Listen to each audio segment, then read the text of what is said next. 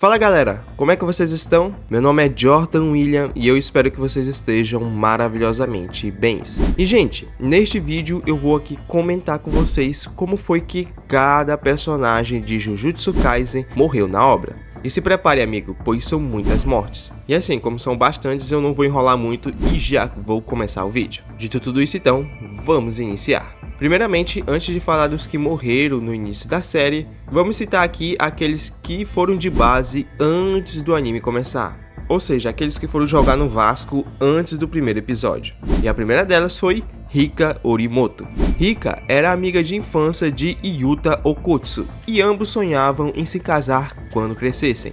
Porém, como a vida é trágica, aos 11 anos ela acabou sendo vítima de um atropelamento e morreu, se tornando uma maldição que assombrou Yuta até ele chegar na escola Jujutsu e aprender a controlar esse poder, fazendo então a personagem conseguir a sua passagem para o mundo dos mortos. A segunda na nossa lista temos a personagem Riko Amanai. A jovem, para você que não se lembra, era uma aluna de uma escola só para garotas.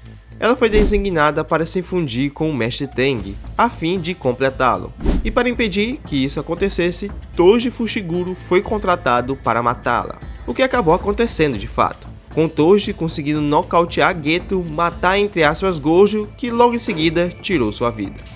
E ele também no processo acabou eliminando Misato Kuroi. Continuando nossa lista, temos a morte de Toji Fushiguro. Toji era o pai de Megumi e alguém sob o efeito da prisão celestial, sendo incapaz de utilizar energia amaldiçoada. Ainda assim, ele foi capaz de se tornar um dos mais fortes da sua época, sendo contratado para lidar com Satoru Gojo, ainda jovem. Mesmo Satoru sendo extremamente poderoso, ele sabia que uma hora o honrado iria se cansar. Dessa forma, Toji esperou pacientemente pelo momento em que pudesse atacar Gojo, e quando essa hora chegou, ele o atacou. Porém, o personagem não contava que Satoru iria voltar e usar o vazio roxo pela primeira vez, abrindo um buraco em seu peito e o eliminando.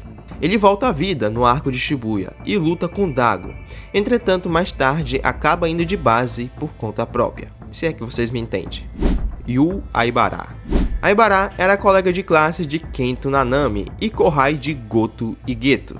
Um ano após a morte de Riko, quando Geto ainda estava abalado com a situação, Aibara e Nanami foram enviados em uma missão para eliminar uma maldição de grau 2. Ao chegarem lá, descobriram que era uma divindade da área forte o suficiente para ser de grau 1. A maldição era poderosa demais para feiticeiros inexperientes, causando a morte de Aibara. Após a tragédia, Gojo foi para lá exorcizar a maldição. O próximo da nossa lista é Suguru Geto. Esse aqui, como nós bem sabemos, foi um feiticeiro de grau especial que estudou junto de Gojo, sendo seu melhor amigo. Ele era conhecido por seu potencial e pelo seu poder incomparável, porém o que tinha de poderoso também tinha de perverso e arrogante. Geto acreditava que aqueles que não eram feiticeiros não tinham direito de viver, os chamados de macacos, e afirmando que os feiticeiros são uma raça superior. Dessa forma, o objetivo de Geto era eliminar todos os não feiticeiros e assim fazer os Jujutsus se tornarem absolutos. Por ter mandado de base mais de 100 civis em uma de suas missões, ele foi expulso da Academia Jujutsu e começou a trilhar seu próprio caminho, tomando o controle de uma grande organização e planejando destruir Tóquio. Quando soube do grande poder que Rika possuía, ele imediatamente foi até Yuta para tomar o espírito amaldiçoado, visto que Geto era capaz de consumir maldições e usá-las.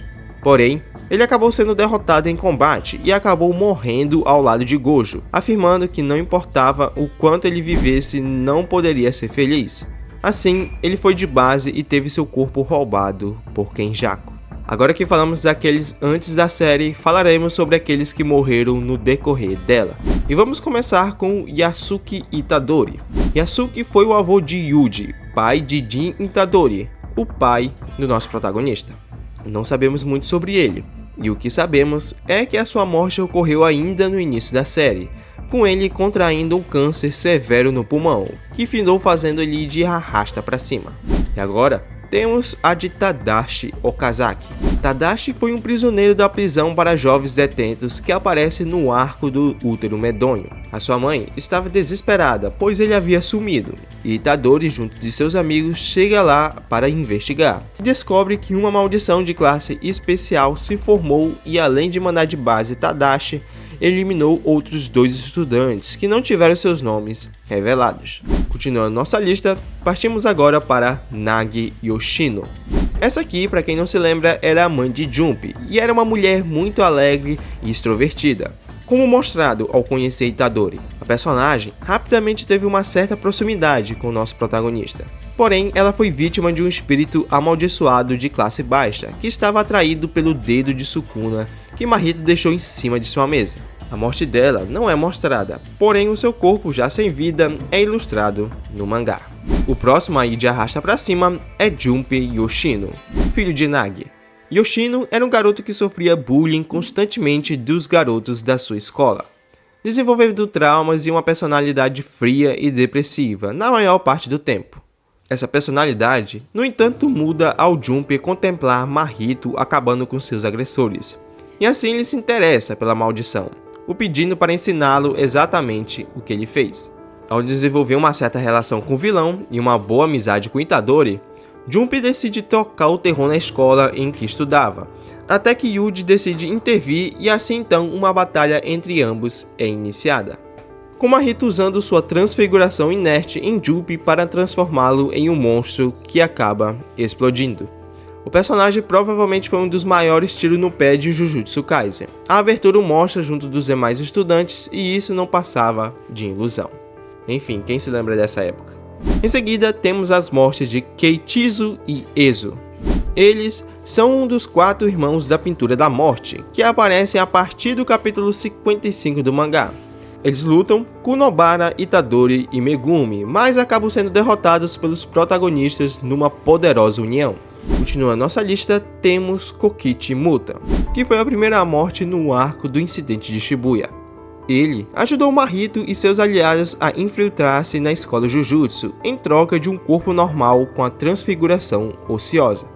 Devido ao seu corpo restrito celestial, Kokichi possuía imensa energia amaldiçoada, mas um corpo frágil. Após adquirir um saudável, Mahito matou Kokichi pouco antes do início do incidente de Shibuya.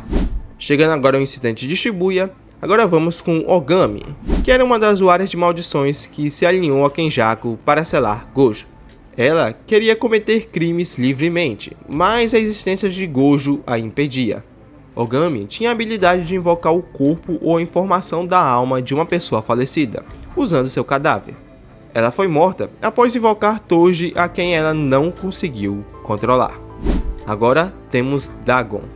Dagon aparece muito antes na série, mas amadureceu apenas no arco do incidente de Shibuya. Nanami, Naobito, Maki e Megumi se uniram, mas ainda assim não foram páreo para a força esmagadora da maldição. No entanto, Toji entrou no domínio e o eliminou simplesmente guiado por instinto. Dagon subestimou Toji, uma pessoa sem energia amaldiçoada, e pagou o preço por isso com a sua vida. Continuando nossa lista, temos a morte de Hanami. Hanami, para quem não se lembra, era um espírito amaldiçoado de grau especial não registrado. Junto com Jogo e Chozo, Hanami foi encarregado de manter Gojo no mesmo lugar por 20 minutos para que Kenjaku pudesse ativar o reino da prisão.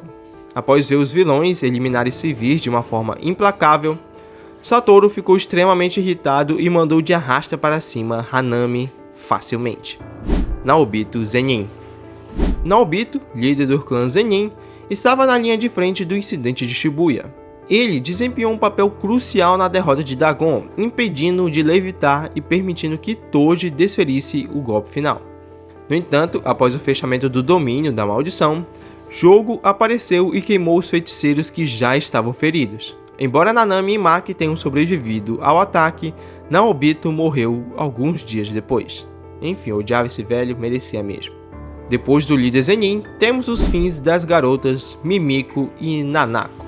Suguru adotou Mimiko junto com a sua irmã gêmea Nanako, após ver as duas sendo mantidas prisioneiras por sua vila. As irmãs eram usuárias de maldições e ajudaram Geto durante seu desfile noturno de 100 yokais. As duas meninas pediram a Sukuna que matasse Kenjaku, mas ele, irritado, explodiu a cabeça de Mimiko. Após ver a sua irmã se acabar, Nanako tentou atacar Sukuna, mas teve a sua cabeça cortada ao meio no instante seguinte. O Rei das Maldições estava irritado com as irmãs, que acreditavam poder obter vantagem sobre ele ao conhecer a localização do último dedo e pedir um favor em troca. Apesar de seus esforços, as mortes dessas duas personagens foram totalmente em vãos, pois o seu objetivo era apenas libertar Geto. Haruta Shigemo. Haruta era um usuário de maldições aliado a Kenjaku. Ele causou problemas durante o evento de intercâmbio entre as escolas e depois voltou para Shibuya, onde começou a atacar feiticeiros e seus assistentes. O personagem foi brutalmente derrotado por Nanami, mas sobreviveu e tentou dar fim no Megumi. No entanto, antes que pudesse concluir seu ato, Sukuna destruiu Shibuya e acabou cortando verticalmente ao meio o garoto. Agora temos o fim de Jogo. Jogo era um espírito amaldiçoado que forçou Yuji a consumir 10 dedos do Sukuna, totalizando 15. A maldição esperava trazer Sukuna para o lado deles, mas acabou sendo atacado pelo próprio Rei das Maldições. A luta foi breve, mas Sukuna aproveitou a oportunidade para destruir uma grande parte da cidade. Após a batalha, o vilão reconheceu a força de Jogo, chamando-o de forte. A maldição chorou ao ouvir isso e respirou pela última vez. Depois de Jogo, temos o fim de Nanami. Nanami era um poderoso Jujutsu, sendo reconhecido até mesmo por Satoru como um dos feiticeiros mais fortes da obra. Ele era um mestre na arte de usar energia amaldiçoada em seus punhos. Sua morte não foi uma das mais heróicas, por assim dizer, apesar de ser um dos feiticeiros mais habilidosos de toda a obra, sendo um xamã de grau 1. A morte de Nanami foi um momento fortemente pronunciado desde o arco da luta contra Mariko, onde ele e a maldição lutaram um contra o outro. No incidente de Shibuya, esses dois se enfrentaram novamente, mas antes disso, o feiticeiro enfrenta Dagon, com Maki e Naobito, onde ficam presos no território do monstro. Lá, Nanami acaba sendo atingido por um ataque. Depois de serem salvos por Toji, eles são novamente confrontados com um inimigo mais forte, Jogo, que então carboniza o corpo de Nanami e o deixa para morrer, de uma forma completamente brutal. Porém, quem termina o trabalho é ninguém menos que Mahito, de uma forma até que humilhante e sem qualquer mérito. Um dos personagens mais carismáticos, infelizmente, acaba deixando a obra muito cedo. E mais uma vez, o ódio dos fãs é jogado sobre Mahito, que eliminou a sangue frio e fez com que não tivéssemos mais a oportunidade de ver os incríveis combates táticos de Nanami. Por falar no feiticeiro, temos agora a morte de Mahito. Ele encontrou seu fim nas mãos de Yuji. Como Itadori era seu inimigo natural, Mahito perdeu a batalha contra ele. Porém, antes que Yuji pudesse eliminar a maldição, Kenjaku usou a habilidade de Geto para absolvê-lo. Mai. O clã Zenin conspirou para matar Maki, Mai e Megumi. Quando Maki chegou ao clã, Mai já estava gravemente ferida. Como a personagem não era páreo para Ogi, ela foi jogada em uma cova junto com a sua irmã. As duas teriam então morrido, mas Mai decidiu usar suas últimas energias para criar uma arma para Maki. A morte de Mai levantou as restrições no corpo de Maki, pois sendo gêmeas elas eram uma só. Assim, Maki destruiu todo o clã para se vingar de Mai, causando algumas das mortes mais chocantes de Jujutsu Kaisen. Ogi Zenin. Ogi sempre se considerou talentoso o suficiente para ser chefe do clã, mas nunca conseguiu, pois suas filhas eram consideradas fracas pelo clã. Ele sempre odiou suas filhas e aproveitou a oportunidade para acabá-las. No entanto, Mai decidiu se sacrificar para forjar uma espada poderosa para Maki, que usou a arma para cortar a cabeça de Ogi ao meio. Chojuro Zenin. Chojuro era um personagem secundário e membro da família Zenin, e sua unidade de feiticeiros Jujutsu, os Reis. Ele tentou impedir o surto de Maki junto com vários membros, mas também foi morto por ela. Usando a sua técnica inata, criou 2 braços da pedra gigantes para atacar Maki, prendendo-a entre as mãos. Entretanto, ela conseguiu escapar facilmente. Seguindo com a lista, temos a morte de Hanta Zenin. Hanta era um personagem secundário e membro da família Zenin, e também membro dos feiticeiros Jujutsu de Elite, os Rei. Durante o ataque de Maki aos membros do clã, Hunter se sacrificou para dar a Jinichi uma oportunidade de matá-la. No entanto, os dois não foram páreo para ela e acabaram indo de base juntos. Agora, temos o fim de Naoya Zenin. Naoya era o filho mais novo de Naobito, o chefe do clã. Por causa de suas habilidades, ele acreditava ser o verdadeiro herdeiro do clã Zenin. Após ver Maki jogar a cabeça de Jinichi na água, ele lutou contra ela, mas acabou perdendo. Embora ele tenha derrotado, a mãe de Maki o eliminou com uma faca comum. Como Naoya não morreu por energia amaldiçoada, ele voltou como espírito vingativo e finalmente perdeu para Maki e Noritoshi Kamo. O diretor da Academia Jujutsu também não foi exceção. A morte de Masamichi Yaga em Jujutsu Kaisen foi chocante, já que ele foi um dos poucos personagens introduzidos nos primeiros capítulos. Além disso, quem mandou ele de arrasta pra cima foi Gakuganji, alguém que se dava bem com Yaga. No entanto, o personagem estava apenas seguindo ordens dos seus superiores, que aproveitaram a ausência de Gojo e incriminaram Yaga por conspirar com o Geto. O que não era verdade, né? Yuki Tsukumo. Yuki era uma feiticeira de grau especial, o que fez da sua morte uma grande perda para a sociedade Jujutsu. Ela ficou para trás com Chozo para proteger o mestre Teng, enquanto os outros seguiam com o plano de desvendar Gojo. Mesmo com a ajuda de Chozo, Yuki não foi párea para Kenjaku e morreu enquanto permitia que o primeiro escapasse. Tsumiki Fushiguro. Tsumiki era a meia-irmã de Megumi, que estava em coma por causa de uma maldição. No arco do jogo Abate, a série revela que a maldição era para prepará-los como receptáculos para reviver os feiticeiros antigos. O corpo de Tsumiki foi usado para reviver Yorozu. Nessa altura, Sukuna já havia assumido o corpo de Megumi e usou a técnica do jovem feiticeiro para acabar com Tsumiki, fazendo com que este caísse em desespero sem fim. Lori era um dos feiticeiros reencarnados. Ele se aliou ao grupo dos Regstar, que serviu como antagonistas no arco do jogo do Abate. No capítulo 239, o ponto de vista mudou para Kenjaku, enquanto o vilão eliminava os jogadores do jogo da colheita. Lori Hazenok foi uma das vítimas de Kenjaku. Após a morte de Lori, Takaba entrou em cena. Depois dele, temos o fim do próprio Takaba.